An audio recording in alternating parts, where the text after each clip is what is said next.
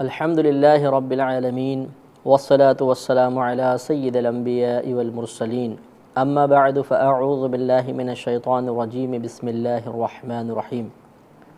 الحمدللہ تفسیر قرآن کے سلسلے کا پروگرام تدبر قرآن آپ کی خدمت میں پیش کیا جا رہا ہے،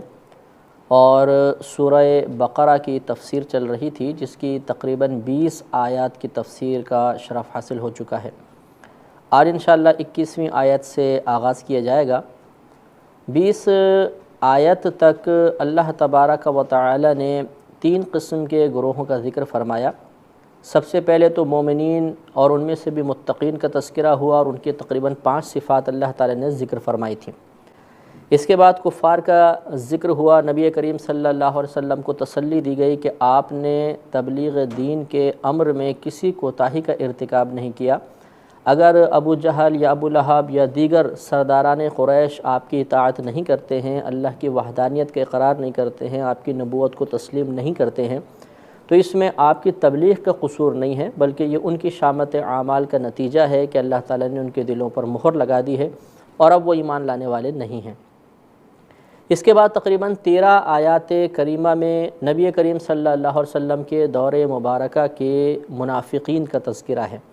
اور آپ کو پہلے بتایا تھا کہ ان میں کچھ تو کفار قریش میں سے کچھ لوگ تھے، اور کچھ یہودی بھی تھے جو ظاہراً کلمہ پڑھتے تھے لیکن دل سے نبی کریم صلی اللہ علیہ وسلم کی نبوت کا اقرار نہیں کرتے تھے۔ تو یہ خلاصہ تھوڑا سا ذہن میں رکھنا چاہیے۔ اب آگے اللہ تبارک و تعالی نے ارشاد فرمایا، یا ایھا الناس اعبدوا ربکم الذی خلقکم والذین من قبلکم لعلکم تتقون۔ اے لوگو، تم اپنے اس رب کی عبادت کرو جس نے تمہیں پیدا کیا اور ان کو جو تم سے پہلے تھے، لعلکم تتقون، تاکہ تم پرہیزگار ہو جاؤ۔ اس میں اللہ تبارک و تعالی نے فرمایا یا ایھا الناس۔ ناس انسانوں کو کہتے ہیں، اور اس کا اطلاق جتنا اللہ تبارک و تعالی نے پیچھے جن جن گروہوں کو ذکر فرمایا ان سب پر ہوگا، یعنی ان سے مراد مسلمان بھی ہیں۔ یہاں ناس کا خطاب منافقین کی طرف بھی متوجہ ہے، اور اس کے مخاطب کفار بھی ہیں۔ اب یہاں سوال بیدار ہوتا ہے کہ اللہ نے ارشاد فرمایا یا ایھا الناس اعبدوا، اے لوگو اللہ کی عبادت کرو۔ اگر ہم یہاں پر تینوں گروہ مراد لے لیں، مومنین بھی لیں، کفار بھی لیں، منافقین بھی لیں، تو سوال یہ بیدار ہوتا ہے کہ کیا کفار اور منافقین عبادت کے مکلف ہیں یا نہیں؟ تو یاد رکھیں کہ یہاں پر جو اللہ تبارک و تعالی عبادت کا حکم ارشاد فرما رہا ہے، پہلی بات تو یہ کہ تینوں کے اعتبار سے اس کا معنی تھوڑا سا مختلف ہے۔ جب ہم اس کا مخاطب مومنین کو بنائیں گے تو اس کا معنی یہ ہوگا کہ اللہ تعالی ارشاد فرما رہا ہے کہ اے مسلمانوں، تم عبادت اختیار کرو اور اس پر ثابت قدم رہو۔ جب اس کا مخاطب کفار کو بنایا جائے گا تو اس کا مطلب یہ ہوگا کہ تم پہلے ایمان لے کر آؤ، اس کے بعد عبادات اختیار کر کے اس پہ استقامت پذیر ہو جاؤ۔ اور جب ہم اس کا مخاطب منافقین کو بنائیں گے تو اس کا مطلب یہ ہوگا کہ وہ نفاق کو ترک کریں اور پھر بالاخلاص اللہ تبارک و تعالیٰ کی عبادات کو اختیار کر کے اس پر ثابت قدم رہیں۔ اب یہاں پہ وہی سوال کہ کیا کفار اور منافقین وغیرہ عبادات کے مکلف ہیں یا نہیں؟ مکلف کا مطلب یہ ہے کہ اللہ تبارک و تعالیٰ کے احکامات کو پورا کرنا ان پر لازم ہے کہ نہیں، کیونکہ ابھی وہ حالت ایمان میں نہیں ہیں۔ اس میں علماء اسلام کے 2 قول ہیں۔ ایک قول کے مطابق انہیں عبادات کے فرض یا واجب ہونے کا اعتقاد رکھنا بھی ضروری ہے، اور ان پر عمل کرنا بھی ضروری ہے، یعنی ادائیگی بھی ضروری ہے۔ مثلا نماز فرض ہے تو انہیں اس کی فرضیت کا قائل ہونا ہوگا، انہیں یہ عقیدہ رکھنا ہوگا، یہ نظریہ رکھنا ہوگا کہ نماز کی فرضیت حق ہے۔ اسی طرح کوئی چیز واجب اللہ نے قرار دی ہے تو انہیں اس چیز کے واجب ہونے کا عقیدہ بھی رکھنا ہوگا، اعتقاد رکھنا ہوگا کہ یہ واجب ہے اور اس کا واجب ہونا حق ہے۔ اسی طریقے سے پھر عبادات کی ادائیگی بھی ان پر لازم ہے۔ لہٰذا اب اگر یہ ایمان نہیں لے کر آتے، ان فرض اور واجب عبادات کی فرضیت اور وجوب کے قائل نہیں ہوتے، اور پھر ادائیگی کا ارتکاب بھی نہیں کرتے، تو 3 طرح قصوروار ہوئے: ایمان نہ لانے کے، نہ عبادات کے فرض یا واجب ہونے کا اعتقاد نہ رکھنے کی بنا پر، اور تیسرا ان کی ادائیگی میں کوتاہی کی بنا پر۔ تینوں طریقے سے ان کی گرفت ہوگی، ان پر عذاب ہوگا۔ اور دوسرا قول یہ ہے کہ یہ عبادات کے فرض یا واجب ہونے کا اعتقاد رکھنے کے اعتبار سے مکلف ہیں، ادائیگی کے اعتبار سے نہیں ہیں، لہذا ان کے نزدیک ان پر ایمان لانا لازم ہے، اور اس کے بعد یہ ایمان اگر نہیں بھی لاتے بالفرض تو انہیں کم از کم یہ عقیدہ رکھنا ہوگا، یہ اعتقاد رکھنا ہوگا کہ یہ نماز مثلا فرض ہے، روزہ فرض ہے، زکوٰۃ فرض ہے، قربانی واجب ہے، اگر یہ فرضیت اور وجوب کے قائل نہیں ہوں گے تو عذاب کے مستحق ہوں گے، یعنی اس وجہ سے بھی ان کو عذاب دیا جائے گا۔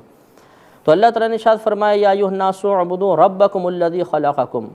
اپنے اس رب کی عبادت کرو جس نے تمہیں پیدا کیا، والذین من قبلکم، اور ان کو جو تم سے پہلے تھے، لعلکم تتقون، تاکہ تم پرہیزگار ہو جاؤ۔ تو یہاں پر ایک تو بات قابل غور یہ ہے کہ لفظ لعل کا استعمال کیا گیا ہے۔ کلام عرب میں لعل کا لفظ ترجی کے لیے آتا ہے۔ ترجی کا مطلب ہوتا ہے اظہار امید۔ جب امید کا اظہار کرنا مقصود ہوتا ہے تو لعل کا لفظ لایا جاتا ہے، اور امید وہاں پر ہوتی ہے کہ جہاں انجام کے معاملے میں کلام کرنے والا شک و شبے کا شکار ہو، اسے 100% یقین نہ ہو کہ ایسا ہی ہوگا۔ مثال کے طور پہ ہم کہتے ہیں شاید وہ پہنچ گیا ہوگا،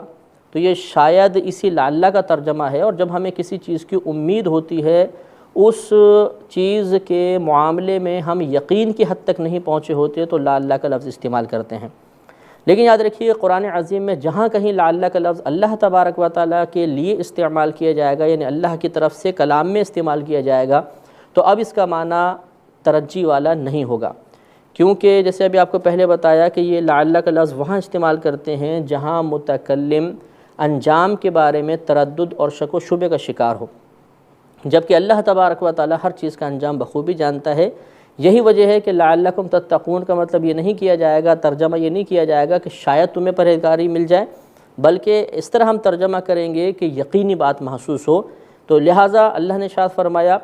کہ تم یہ عبادت اختیار کرو اس رب کی جس نے تمہیں پیدا کیا، تم سے پہلے والوں کو پیدا کیا، تاکہ تم پرہیزگار ہو جاؤ، یعنی عبادت اختیار کرنے کا ایک یقینی فائدہ انسان کی پرہیزگاری کے حصول کی شکل میں بھی نکلے گا۔ لہذا جب بھی لعل کا لفظ اللہ تعالیٰ کے لیے استعمال ہو، بلکہ علامہ بدر الدین عینی رحمۃ اللہ علیہ عمدۃ القاری میں بیان فرماتے ہیں کہ اگر نبی کریم صلی اللہ علیہ وسلم بھی اپنے لیے یعنی اپنے کلام میں کبھی لعل کا لفظ استعمال کریں تو وہاں پر بھی ترجی والا معنی نہیں لیں گے، امید والا یا شک و شبے والا معنی نہیں ہوگا، بلکہ وہاں بھی یقینی معنی مراد لیا جائے گا، کیونکہ نبی کریم صلی اللہ علیہ وسلم اللہ تعالیٰ کی عطا سے کاموں کے انجام کے بارے میں اچھی طرح جانتے تھے۔ اور اس سے یہ بھی معلوم ہوا کہ لعلکم تتقون سے کہ عبادت اختیار کرنا یہ معاذ اللہ کوئی اللہ تبارک و تعالیٰ پر احسان نہیں ہے۔ ہم اللہ تعالیٰ کی عبادت اختیار کر کے کوئی اس کا کام نہیں کر رہے اس انداز سے کہ اس کو فائدہ پہنچے، بلکہ ان عبادات کا فائدہ خود عبادت اختیار کرنے والے کی ذات کو ملتا ہے۔ اس لیے ارشاد فرمایا لعلکم تتقون، تاکہ تم پرہیزگار ہو جاؤ، تاکہ تمہیں پرہیزگاری حاصل ہو جائے۔ گویا کہ اگر ہم اللہ تعالیٰ کی عبادت کریں گے تو اللہ تبارک و تعالیٰ اس عبادت کی برکت سے ہمیں پرہیزگاری عطا فرمائے گا، تو عبادات کا فائدہ خود ہماری طرف ہی متوجہ ہو رہا ہے۔ آگے فرمایا کہ الذی جعل لکم الارض فراشا، وہ تمہارا رب جس نے تمہارے لیے زمین کو فرش بنایا یعنی بچھونا بنا دیا، والسماء بناء، اور آسمان کو چھت، وانزل من السماء ماء، اور اس نے آسمان سے پانی نازل فرمایا، فاخرج به من الثمرات رزقا لکم، پھر اس نے اس پانی کے ذریعے کچھ پھل تمہارے لیے بطور رزق نکالے، فلا تجعلوا للہ اندادا وانتم تعلمون، تو تم اللہ تبارک و تعالیٰ کے لیے شریک نہ ٹھہراؤ حالانکہ تم جانتے ہو۔ تو یہاں پر اللہ تعالیٰ نے چند احسانات کا تذکرہ کر کے اپنے شریک ٹھہرانے کو منع فرمایا۔ ایک احسان تو یہ بیان فرمایا کہ اللہ تعالیٰ نے تمہارے لیے زمین کو پیدا فرمایا اور اس کو تمہارے لیے فرش بنا دیا۔ فرش یعنی جس پر انسان آرام کرے، لیٹ سکے، چل پھر سکے آسانی کے ساتھ، وہ فرش کہلاتا ہے۔ تو زمین کو اللہ تبارک و تعالیٰ نے فرش بنایا، یہ اس کا احسان عظیم ہے۔ اگر یہ فرش والی صورت زمین کی نہ ہوتی تو ہمارے لیے زندگی گزارنا بہت ہی مشکل ہو جاتا۔ اور آسمان کو چھت بنایا، یہ دوسرا احسان ذکر فرمایا۔ پھر آسمان سے پانی نازل کیا اور اس سے بہت سارے پھل ہمارے لیے بطور رزق نکالے۔ ان احسانات کا تذکرہ کرنے کے بعد اللہ تعالیٰ نے حکم ارشاد فرمایا کہ تم جان بوجھ کر اللہ تبارک و تعالیٰ کا شریک نہ ٹھہراؤ۔ اس سے معلوم ہوا کہ گویا کہ اللہ تبارک و تعالیٰ یہ بیان فرمانا چاہتا ہے کہ جو ذات تم پر اتنے احسانات کی بارش کر رہی ہے تو ہونا یہ چاہیے کہ ہم اسی رب کی عبادت کریں اور اسی کی اطاعت کریں، اسی کی وحدانیت کو مانیں۔ ایسا نہ ہو کہ ہم احسانات تو اللہ تبارک و تعالیٰ کے حاصل کریں اور بات اس کے دشمن شیطان کی مانیں، یا پھر اللہ تعالیٰ کے ساتھ ان کو شریک ٹھہرا دیں کہ جو ان انعامات اور احسانات کے کرنے میں اللہ تعالیٰ کے ساتھ شریک نہیں ہیں۔ سورہ روم میں اللہ تعالیٰ نے خود ارشاد فرمایا کہ اللہ الذی خلقکم ثم رزقکم ثم یمیتکم ثم یحییکم، کہ اللہ تعالیٰ وہ ہے جس نے تمہیں پیدا کیا، پھر تمہیں رزق عطا فرمایا، پھر وہ تمہیں مارے گا، پھر وہ تمہیں زندہ کرے گا۔ هل من شرکائکم من یفعل من ذلکم من شیء، تو کیا تمہارے شرکاء میں سے جن کو تم اللہ کے ساتھ شریک ٹھہراتے ہو کوئی ایسا ہے جو ان میں سے کچھ بھی کر سکے؟ سبحانہ وتعالی عما یشرکون، تو اللہ تعالیٰ کو پاکی ہے، وہ اس سے بلند و بالا ہے کہ تم اس کا کوئی شریک ٹھہراؤ۔ تو اس سے معلوم ہوا کہ خود اللہ تعالیٰ نے یہ بیان فرما دیا، اور یہ بات واضح بھی ہے کہ کوئی بھی ذات اللہ تعالیٰ کے علاوہ ایسی نہیں جو کائنات میں نازل ہونے والے انعامات میں اللہ کی شریک ہو۔ تو جب ایک ہی ذات اتنے احسانات فرما رہی ہے تو جب محسن کوئی معقول اور صحیح کلام کرے، صحیح چیز کا مطالبہ کرے، تو جس شخص پر احسان کیا گیا ہے مروت کا تقاضا یہ ہے کہ وہ اپنے محسن کا کہنا مانے، اپنے محسن کی اطاعت کرے۔ تو یہاں پر بھی جب دنیاوی لحاظ سے بھی ہماری طبیعت کا تقاضا ہے تو یہی کہا جا رہا ہے کہ اس معاملے میں بھی اپنے اس طبعی تقاضے کو ملحوظ رکھا جائے، اور جو ذات تم پر اتنے انعامات کی بارش فرما رہی ہے اسی کی اطاعت کرنی چاہیے، اس کے ساتھ کسی کو شریک نہیں ٹھہرانا چاہیے۔ اب یہاں پہ انداد کا لفظ آیا، یہ ندن کی جمع ہے۔ ندن کہتے ہیں شریک کو، ہمسر کو، ہم پلہ کو، جو ذات میں کسی کے مساوی ہو اس کو ندن کہتے ہیں۔ تو اللہ تعالیٰ نے شریک کی نفی فرمائی، تو اس کے اوپر تھوڑا سا کلام کرنا بہت بہتر ہے، کیونکہ بکثرت قرآن عظیم میں شرک کے بارے میں کلام ہوگا، لیکن اس سے پہلے کہ شرک کے بارے میں کچھ کلام کیا جائے، ان آیات کا اسلوب ذرا آپ دیکھیے کہ اللہ تبارک و تعالیٰ نے پہلے کچھ انعامات کا تذکرہ کیا، احسانات کا تذکرہ کیا، اور پھر اللہ تعالیٰ نے شریک ٹھہرانے سے منع کیا۔ اس سے یہ معلوم ہوا کہ کسی صحیح غرض کے لیے کیے گئے احسانات کا تذکرہ قابل مذمت نہیں ہوتا، کیونکہ یہ اتمام حجت کے لیے ہے۔ یہ ایک طبیعت کو جھنجھوڑا جا رہا ہے کہ جب اللہ تبارک و تعالیٰ نے تمہیں اتنی نعمت عطا فرمائی تو مروت اور طبیعت کا تقاضا یہی ہے کہ اسی رب کی اطاعت کی جائے۔ لہٰذا یہاں پہ اللہ تعالیٰ نے کچھ احسانات بیان فرمائے، اس کے بعد پھر ہمیں شرک سے منع فرمایا۔ لہٰذا معلوم یہ ہوا کہ اپنے احسانات کا تذکرہ ہمیشہ برا نہیں ہوتا، اگر برا ہوتا معاذ اللہ تو یہ اللہ تبارک و تعالیٰ کے کلام میں چیز موجود ہے اور کوئی بھی اس کو برا نہیں کہہ سکتا۔ لہٰذا معلوم ہوا کہ صحیح غرض کے لیے اپنے احسانات کا تذکرہ کرنے میں حرج نہیں ہوتا۔ اب یہاں پہ جو شرک کو منع فرمایا کہ اللہ تعالیٰ کے ساتھ کسی کو شریک نہ ٹھہرائیں، تو اس کے بارے میں تھوڑا سا کلام بہت ضروری ہے۔ سب سے پہلے یاد رکھیے کہ شرک کا مطلب ہوتا ہے شریک کرنا لغوی اعتبار سے، اور شرعی اعتبار سے شرک کا مطلب ہوتا ہے کہ اللہ تبارک و تعالیٰ کی ذات یا اس کی صفات میں کسی کو شریک کرنا۔ اللہ تبارک و تعالیٰ کی ذات میں شریک کرنے کا مطلب یہ ہوتا ہے، یہ یوں کہہ لیں کہ پہلے اس کو مزید وضاحت کے لیے کہ اس سے یہ معلوم ہو گیا کہ شرک کی دو قسمیں ہیں، ایک شرک فی الذات، ایک شرک فی الصفات۔ اگر اللہ تبارک و تعالیٰ کی ذات کے ساتھ کسی غیر اللہ کو شریک کیا تو یہ شرک فی الذات ہوگا، اور اللہ تبارک و تعالیٰ کی صفات کے ساتھ اگر کسی غیر اللہ کو شریک کیا تو یہ شرک فی الصفات کہلائے گا۔ اب شرک فی الذات کیا ہے؟ اس میں تین چیزیں آتی ہیں، اس کی تین صورتیں ہوتی ہیں شرک فی الذات کی۔ ایک تو یہ کہ جس طرح اللہ تبارک و تعالیٰ کو معبود یعنی عبادت کے لائق سمجھا جاتا ہے،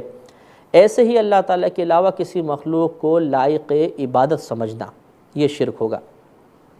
دوسرا، اللہ تبارک و تعالیٰ کی ذات جیسے قدیم ہے، قدیم اسے کہتے ہیں کہ جو ہمیشہ سے ہو، کبھی بھی نہ ہونا اس کے ساتھ وابستہ نہیں ہوا، جیسے ہمارے ساتھ ہے کہ ہم پہلے نہیں تھے پھر مارز وجود میں آئے، لیکن اللہ تبارک و تعالیٰ کے ساتھ کبھی بھی ایسا نہیں ہے۔ ایک لفظ آپ نے سنا ہوگا عدم، عدم کا مطلب ہے نہ ہونا، اور معدوم اس شے کو کہتے ہیں جو پہلے جو نہ ہو اس کو معدوم کہتے ہیں، پھر جب وہ وجود میں آتی ہے تو اس کو کہتے ہیں موجود۔ تو ایک معدوم ہوتا ہے، ایک موجود، معدوم جو موجود نہیں ہے اور موجود جو موجود ہے۔ تو اللہ تبارک و تعالیٰ قدیم ہے، اس کا مطلب یہ ہے کہ وہ کبھی بھی معدوم نہیں تھا، ہمیشہ سے ہے، یہ اللہ کی صفت ہے۔ چنانچہ اب اگر کوئی اللہ تبارک و تعالیٰ کی مثل کسی اور کے لیے کہتا ہے کہ یہ ہمیشہ سے ہے، تو یہ بھی اللہ تعالیٰ کی ذات کے ساتھ کسی کو شریک ٹھہرا دینا ہے، اور یہ بھی شرک اور کفر ہوگا۔ اور تیسری صورت یہ ہوتی ہے کہ جس طرح اللہ تبارک و تعالیٰ کو واجب الوجود تصور کیا جاتا ہے، ایسا ہی اس کے علاوہ کسی کو واجب الوجود تصور کرنا۔ واجب الوجود کا معنی آپ کو بتایا تھا کہ ہر ایک کائنات میں جو بھی چیز ہے اس کے وجود کا کوئی نہ کوئی سبب ہوتا ہے، اس کے موجود ہونے کا کوئی نہ کوئی سبب ہے۔ اگر آپ غور کریں تو ان تمام کا سبب حقیقی اللہ تبارک و تعالیٰ کی ذات پاک ہے۔ اللہ نے ہم سب کو پیدا فرمایا، تو اب خود اگر اللہ تعالیٰ کی ذات پاک کو دیکھا جائے تو اللہ تعالیٰ کو کسی نے پیدا نہیں کیا، اسے کوئی وجود میں لے کر نہیں آیا، لہذا معلوم ہوا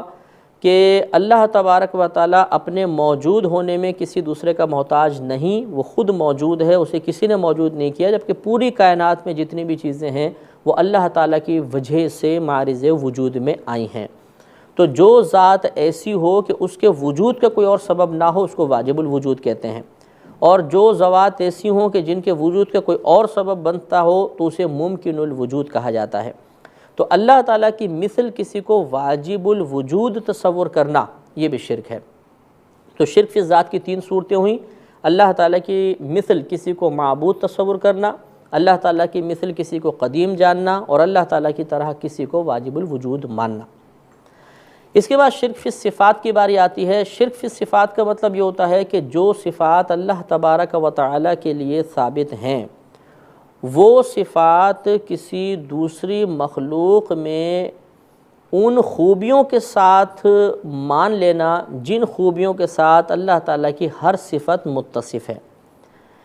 آسان وضاحت اس کی اور یہ سمجھ لیجئے کہ اللہ تعالیٰ کی ہر صفت میں کم از کم 4 خوبیاں ہوتی ہیں۔ اب اگر ان 4 خوبیوں کے ساتھ اللہ تعالیٰ والی صفت یا اس کی مثل صفت کسی مخلوق میں مان لی جائے تو انسان مشرک ہو جائے گا۔ تو پہلے یہ بات قابل غور ہے کہ اللہ تبارک و تعالیٰ کی صفت کن 4 خوبیوں سے متصف ہے۔ ان میں نمبر 1 کہ اللہ تبارک و تعالیٰ کی تمام صفات قدیم ہیں، یعنی ہمیشہ سے ہیں، کبھی بھی ایسا نہیں ہوا کہ اس سے جدا ہوئی ہوں، ہمیشہ سے اللہ تعالیٰ کی صفات ہیں۔ نمبر 1 قدیم۔ نمبر 2 اللہ تعالیٰ کی تمام صفات ذاتی ہیں، عطائی نہیں ہیں۔ ذاتی کا مطلب یہ ہے کہ اسے کسی نے نہیں دی، وہ چیز ذاتی ہوتی ہے، اور کسی اور نے دی ہو تو اس کو عطائی کہا جاتا ہے۔ تو اللہ تبارک و تعالیٰ کی دوسری جو صفت کی خوبی ہے وہ یہ ہے کہ اللہ تعالیٰ کی تمام صفات ذاتی ہیں۔ تیسرا وہ لامحدود ہیں، ان کی کوئی حد نہیں۔ دیکھنا ایک اللہ کی صفت ہے، علم اللہ کی صفت ہے، کلام اللہ کی صفت ہے، لیکن ان کی کوئی حد نہیں۔ وہ کتنا جانتا ہے، وہ کتنا کلام کرتا ہے یا کرے گا، اور کہاں تک وہ دیکھ سکتا ہے، کہاں تک وہ سن سکتا ہے، اس کی کوئی حد نہیں ہوتی۔ تو پہلی صفت قدیم، پہلی خوبی قدیم ہونا، دوسرا ذاتی ہونا، تیسرا لامحدود ہونا، اور چوتھی صفت ہوتی ہے غیر فانی ہونا۔ اللہ تعالیٰ کی تمام صفات غیر فانی ہیں، ایسا نہیں ہے کہ ان پر فنا طاری ہو جائے گی۔ تو یہ 4 صفات اللہ تبارک و تعالیٰ کی ہر صفت میں پائی جاتی ہیں، یہ 4 خوبیاں ہر صفت میں آپ کو ملیں گی۔ تو اب اگر کوئی مخلوق کی کسی صفت کو ان خوبیوں سے متصف مان لے گا تو وہ شرک کے زمرے میں آئے گا۔